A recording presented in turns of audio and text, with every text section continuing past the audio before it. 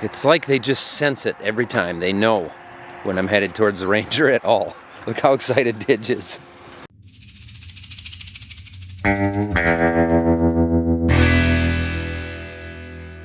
Thank you to Element for sponsoring today's video. And Anna's gonna go that way because she has to circle it first to check the tires or something. Oh, we're gonna do 2 circles this morning. All right. Anna, come on.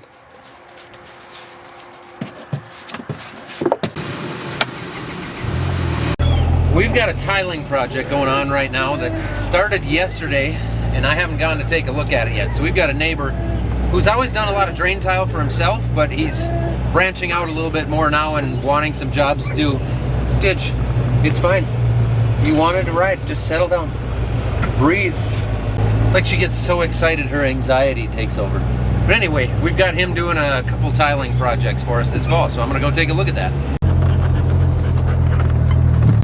I just had a chat with them. They're just unloading here. They're gonna go get the tile plow, bring that over, and just get started. I saw the machinery here, thought maybe they started last night. What they're gonna do is you look through these fields and there's a real low area, a real low draw through there. We put pipe in that probably 25 years ago, but we've got this swale through here and there's another one behind it. Basically you can see the darkest parts of the field where there wasn't near the chaff from the soybeans. That's because there wasn't much for soybeans there. I don't know if the camera will see it or not, but there's a flag right down in there. That's where the tile runs to. He's just gonna pull pipe from there up through the swale here and get rid of this dark area. There's no water that ever sits here. It's just, the subsoil sits too wet, too high in moisture for the roots to be happy, and we just don't get the yield in these areas. But the good news is that's an easy fix. You just put a little perforated drain tile in there and it'll take the excess subsoil moisture out of there and flush it out. And then it helps the soil as well. So the soil's healthier, the plants can grow better, it can hold more nutrients in that soil because there's not excess water. You think of it like a sponge. If the sponge is saturated with water, you can't put more water in it. It's gonna wash over the top. If you've got a sponge that's dry and it rains on it, it can soak more moisture in there. So it just helps to hold the nutrients in and allow the roots to breathe a little bit. It is without a doubt the single best return on investment that we have on our soils up here.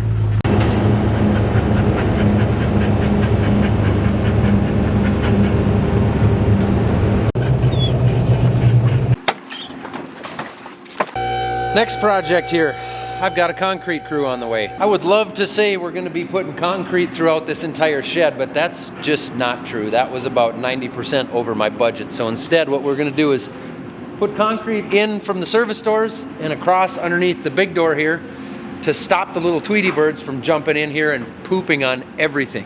And we're gonna go around the corner here, put some more pallet racking up so I can put some stuff on that.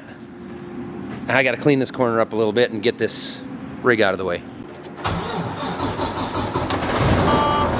I've had a few people ask if we're gonna be racing down at the Dome in St. Louis again this year, and we will be there. We're gonna be there at the beginning of December. So yeah, it'd be fun. Hopefully we'll get to see some of you guys. We've got videos of last year's deal at the Dome over on the second channel between the rows linked below. Come see me if you're there. Okay, got the rig out of the way. Just gotta scrape some of the clay off of this corner. So we had that Ford Ranger sitting here before. This is the one spot in the shed where there's still clay sticking through from when they dug the poles when they actually built the shop. And I don't want any of that in here because it sits wet. So there's gravel underneath from where they had the pad before they dug the poles. I just want this sticky clay out of here. They're gonna need it out of there anyway because they don't want this clay underneath their concrete.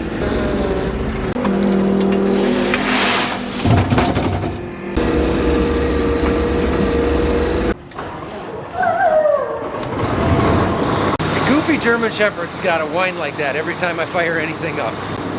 You're goofy.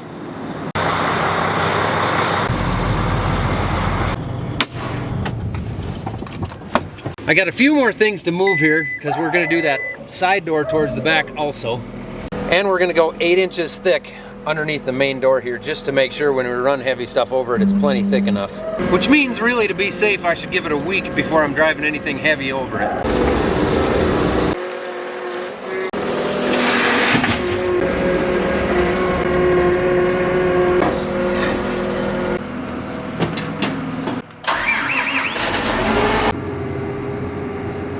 be leaving the grain cart hooked up for now just because it works well. A lot of times if we sell soybeans and we got to load trucks out, then we can load them ahead of time and have the trucks weighed, because usually when we sell soybeans lately, they go long distances. An hour, maybe 2 hours later, I got everything cleared out here. They're gonna use our skid loader. They'll be back with everything they need to frame it up, and I haven't gotten a message yet letting me know when the concrete truck is coming. Either way, I'm hungry. And I got 5 giant garbage cans full of garbage bags full of cans that I'm gonna bring to the donate booth for, I think it's for 4-H? Nope, Lions Club, close enough. Either way, it goes for a good cause and I don't want them. Didge? As you know, it's important to always stay hydrated. Yes, I know that. But how do you do it? If you're working hard and you're sweating like crazy, or even if you're in western Minnesota and it's, 20 degrees below zero, it's important to stay hydrated and keep your electrolytes up. Personally, I have been drinking Element now for quite a while, and I love the stuff. It has pretty much completely gotten rid of my muscle cramps. This right here, they have tons of different flavors, but this is the limited edition stuff that we got here for the next, not very long, so you gotta hurry up. I couldn't tell you exactly how long it is right now, but we got chocolate mint, chocolate chai, and chocolate raspberry. You can enjoy this stuff hot, so you can mix it up with some hot water right here, or you can mix it up with cold water like I do, take it to the gym. It's gonna keep you hydrated. There's nothing crazy in it. There's nothing, artificial or stuff you gotta be nervous about.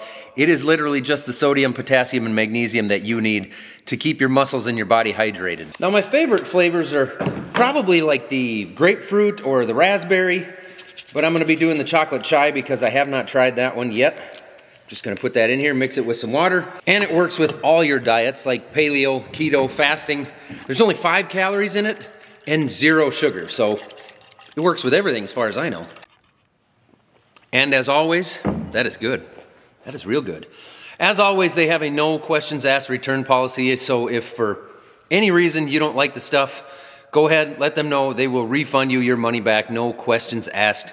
To find your favorite flavor, try this stuff out. Just go to drinkelement.com/farmer. There's a link down below. We'll pin that in the comments as well, but you can head over there and see what you like. Look through the flavors, get your 8 free sample pack using that link. And I would suggest trying the seasonal stuff because it's not gonna be there for very long. They have carbonated stuff too that's already in a can, so you don't have to mix it. It's just carbonated and in a can. There's a few different flavors in that. My favorite in that is the watermelon. Give it a try. It's all awesome. Oh, wow, look at that. They happen to have a bar and grill right next door. I think I shall patronize them. You know what? Things worked out there. That was edible. Well, at lunch, I ended up running into the actor that plays Aaron on the Between the Roads YouTube channel.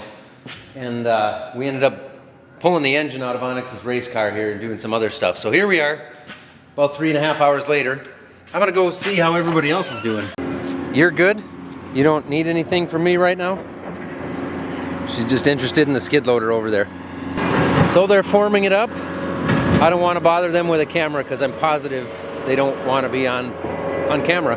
Basically, we're just going underneath the doors and around the corner like this so that I can put pallet racking around each side. And Anna already made her lap around it. It didn't actually take us 3.5 hours to pull that engine. I spent some time with these guys going over measurements, making sure things are level. Originally, we thought the building was off 2.5–3 inches from one side to the other, which was an issue. But turns out it was actually their laser. So I have a laser, not nearly as good a quality as what theirs is, but I'm pretty sure mine's accurate and theirs wasn't. It's fine. So it took us some time to figure out what was going on there. Well, you can see they ran down the hill here. This is a different spot than I showed earlier. But they're out actually connecting it to the neighbor's field there because we talked to him. He doesn't have any issue with it, so we're tying in with his lines. This corner down here always sits wet too. You can see, obviously, we always farm it. It's just that the crops yield about half as much as they should. He ran it all the way up from back there with several runs going up into here. Same thing. We always have crop here. It's half as much as what it is over here. So basically that pipe just runs slightly downhill, connects into a few others, dumps off over there. And again, there's no water above the ground here. It's just that subsurface water that sits in the subsoil. Looks to me like they're doing a pretty dang good job. I think this is going to be a pretty big improvement. Well, we got some family things we're going to do now, so maybe I'll see you guys tomorrow. They got a concrete truck coming, and maybe I'll get some actual footage of them throwing in some tile.